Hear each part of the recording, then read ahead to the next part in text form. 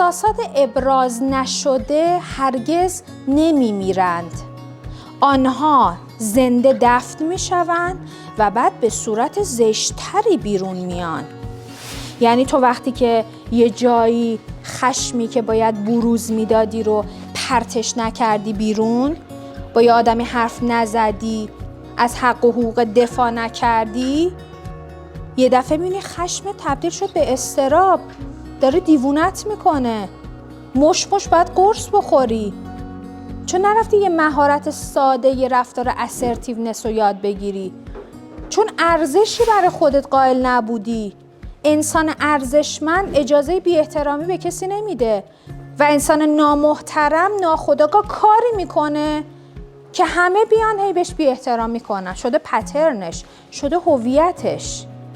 پس تو اگر محترم باشی، جایی که بهت بی احترامی میکنن نمیمونی. آدمی که شخصیت منفوری داره یه لحظه تحملش نمیکنی، حتی میخواد پدر مادرت باشه، حتی میخواد اطرافیانت باشه، رابطه تو کم میکنی.